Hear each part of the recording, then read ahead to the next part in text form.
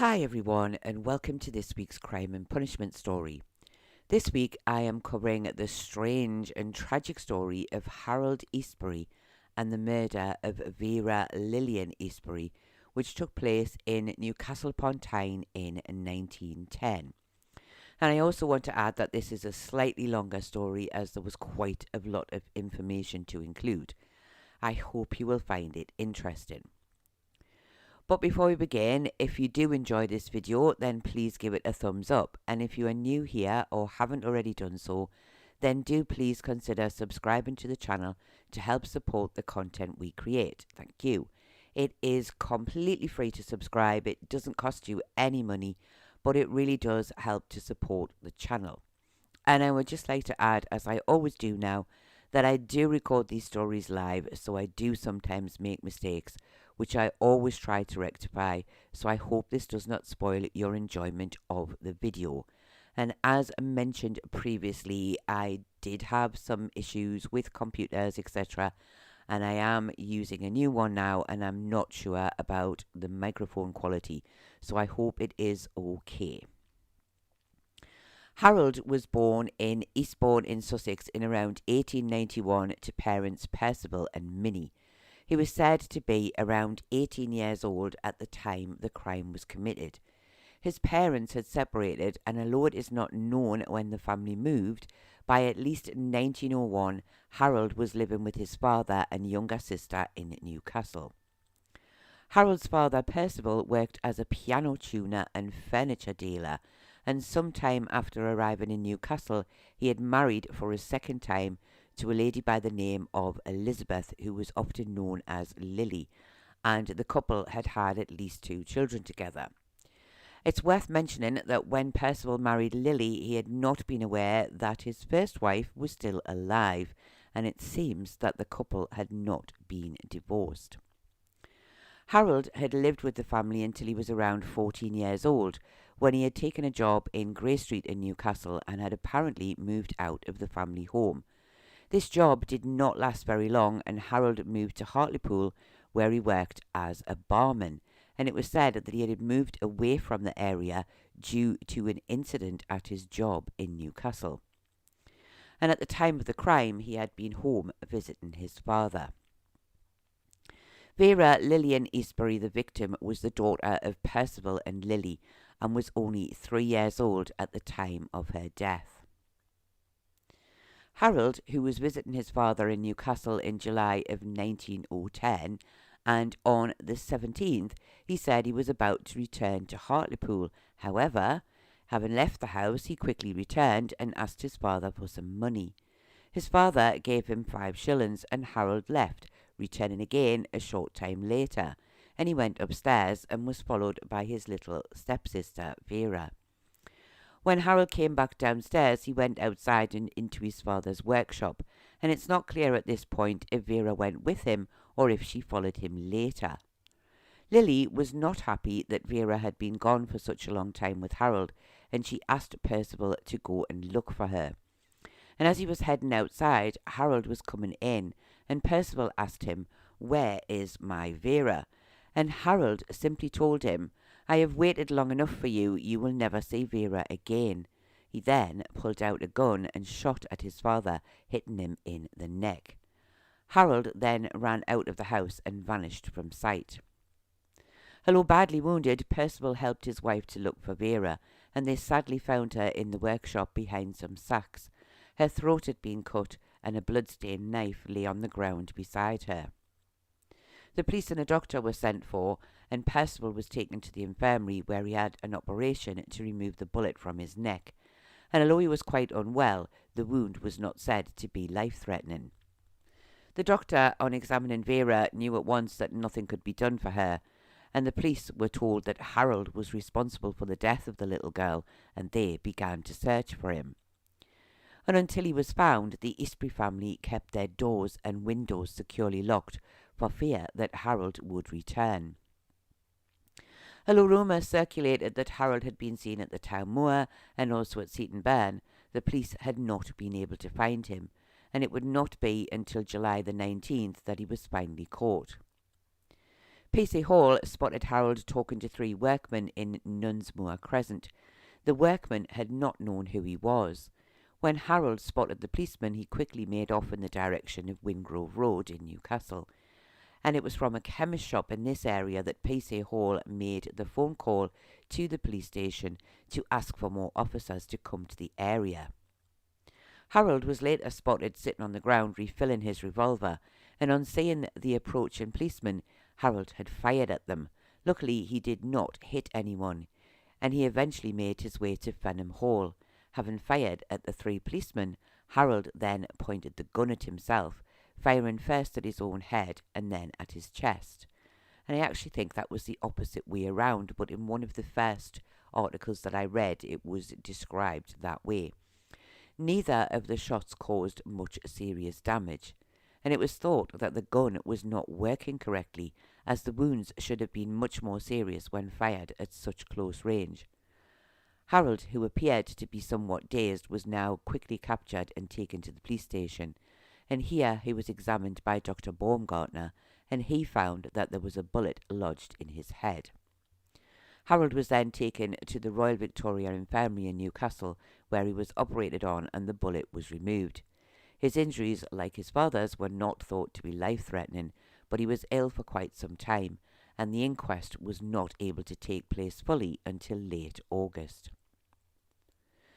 The funeral of Vera Eastbury took place at St Andrew's Church in Newcastle on July the 22nd. It was said that a large crowd followed the procession from their family home to the cemetery. The service was conducted by the Reverend Inskip. The vicar said that all of those gathered at the graveside felt the tragic loss very deeply, and that their hearts went out to the family, mourning the loss of the little life so cruelly snatched away. After the service, the mourners sang the hymn, "Nearer, my God, to Thee." I did not find any evidence of a headstone for Vera anywhere in the cemetery. The inquest was opened and adjourned several times at the police courts in Newcastle, while the coroner and the police waited for Harold and his father to recover enough to be present. And at the opening of the first part of the inquest in July, Lily Eastbury said that she had identified the body as being that of her daughter Vera Eastbury, who was only 3 years old. When the inquest resumed at the police courts in August of 1910, the first witness called was Percival Eastbury. Percival said he had married Minnie Morley around 22 years earlier, and they had had 5 children together. He added at this point that when he married his current wife, he had believed his first wife had died. He said he had 2 children with Lily, his second wife. And he added that he had just recently discovered that his first wife was not actually dead. He said Harold had lived with him until he was around 14 years old, saying that in 1905 he had refused to go to school and got himself a job in Grey Street in Newcastle. However, this had not worked out, and Harold had moved to Hartlepool and got a job as a barman working in a public house where his brother also worked. He said on the day of the murder the family had all sat down to dinner together.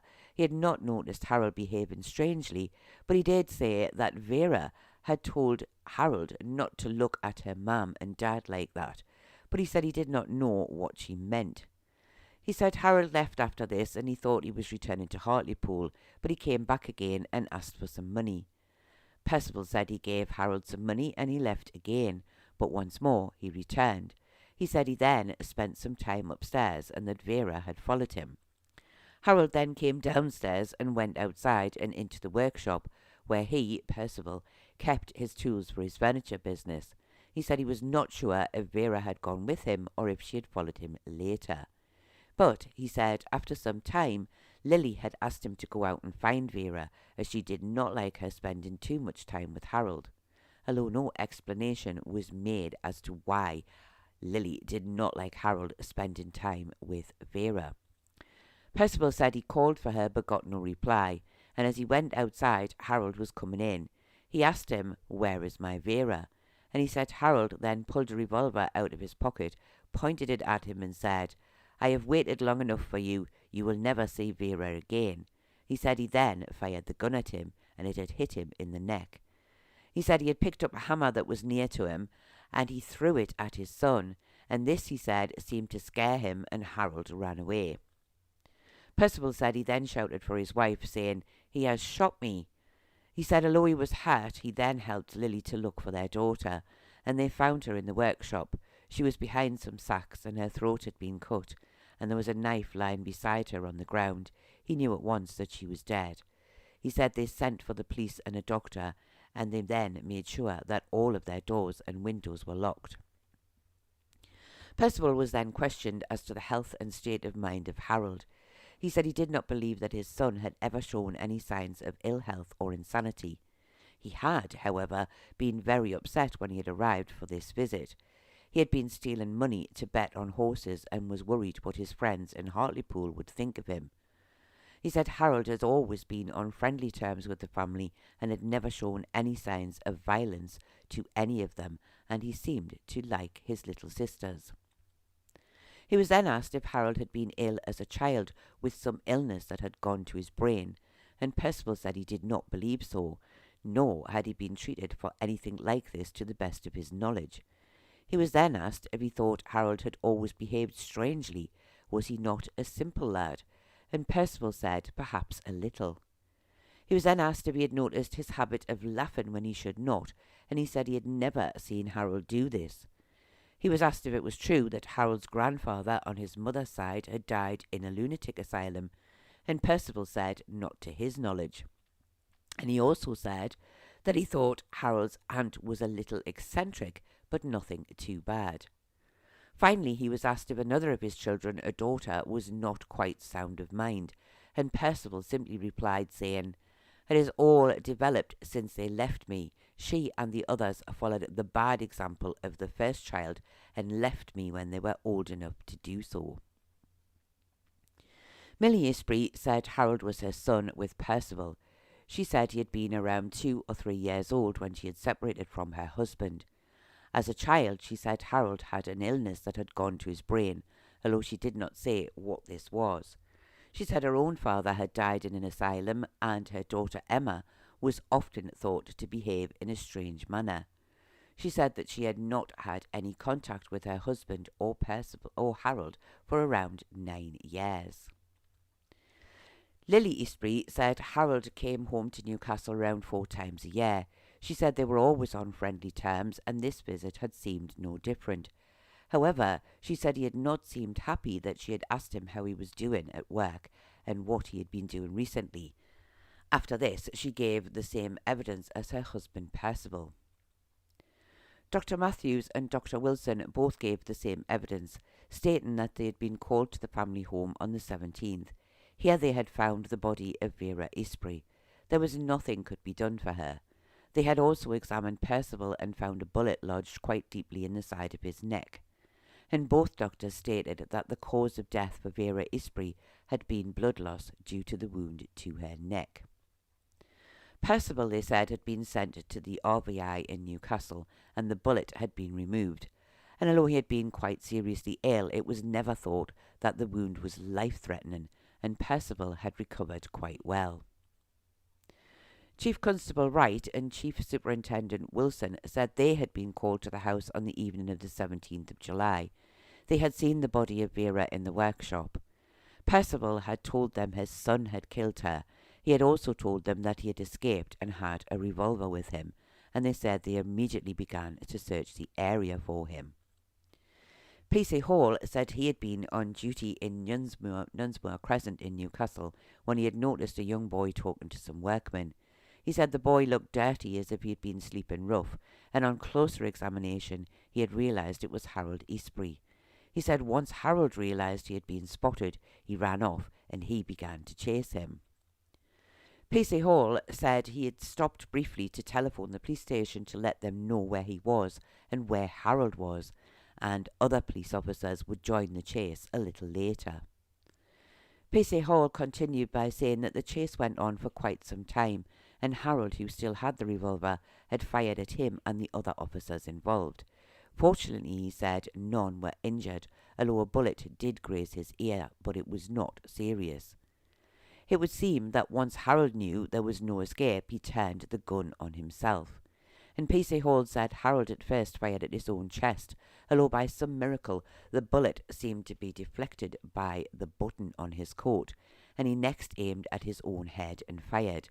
This time the bullet did hit its target, but Harold was simply dazed by the shot, and this made him easier to finally capture and arrest for the murder of Vera Eastbury.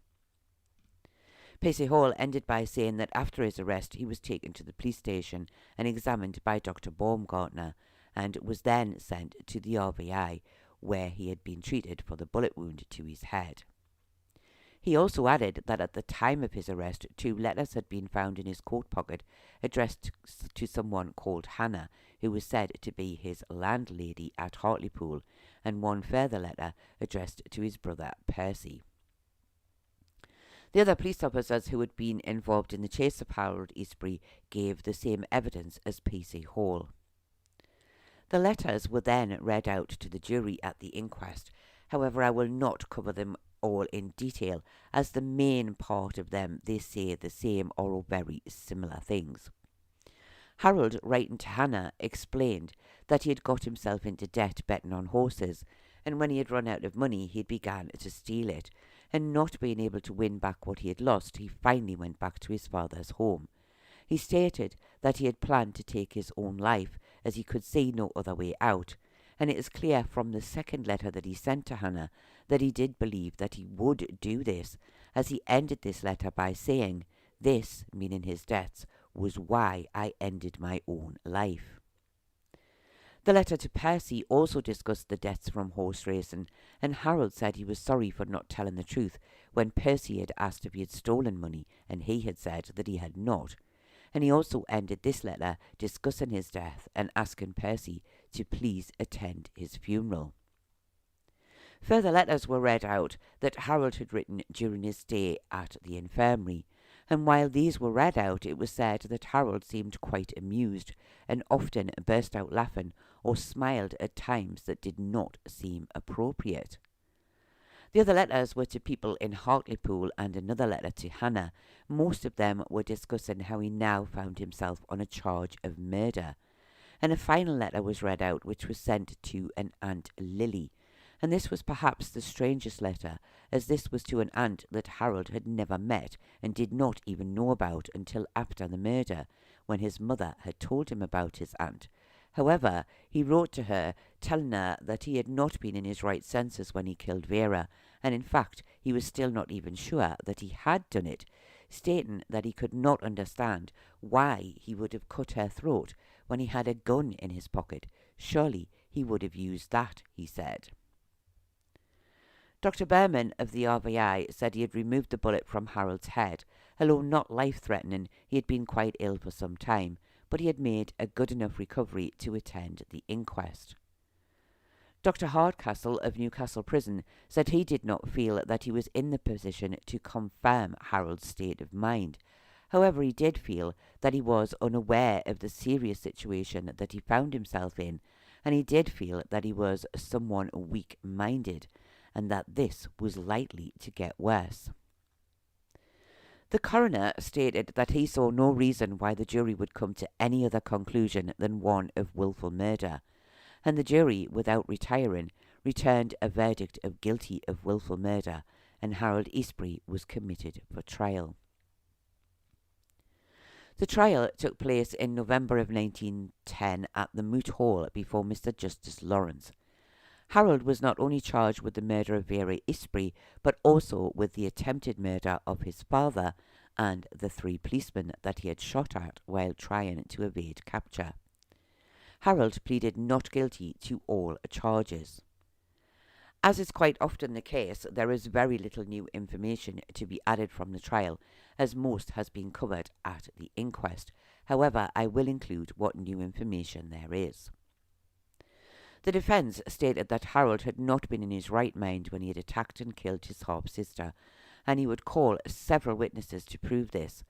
One of those was Harold's mother, and her evidence was the same as at the inquest, where she discussed the sanity of her father and daughter.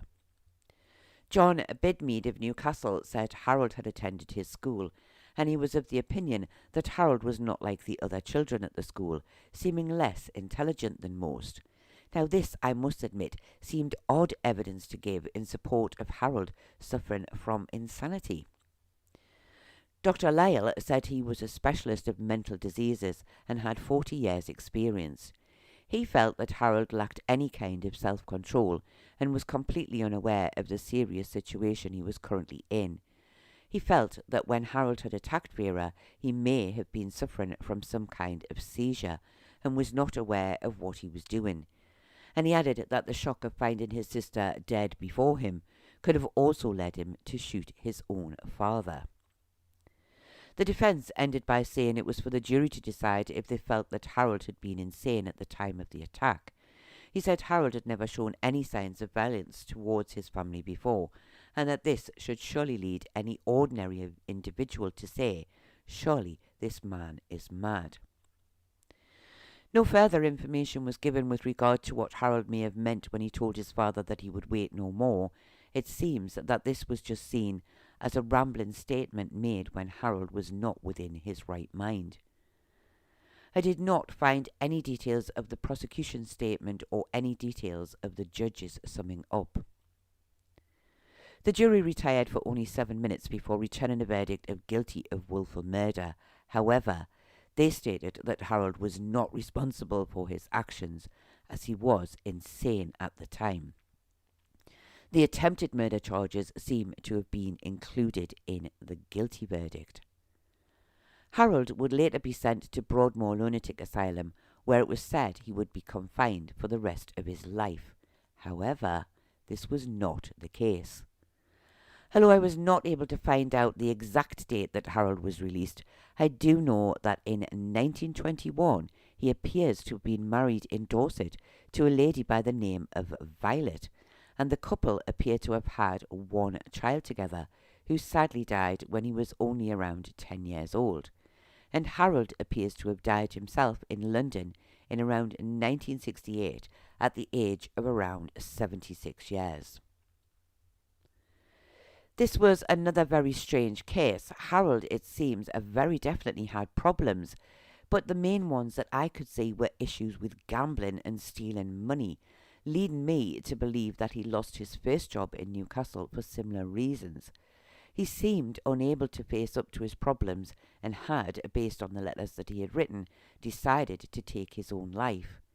What then led him to attack and kill his half-sister is impossible to know. The only answer truly does seem to be that he was insane at the time, as there was no motive for killing her, simply no reason at all, and nothing for him to gain by doing so. And after this he seems to have panicked and attempted to shoot his own father before running away. Why did he hide out and not attempt to take his own life until he was cornered by the police also seems strange, lead me again to think that he was not in his right mind and truly did not know what he was doing. And I think for the first time in a long time, I actually do agree with the jury's verdict.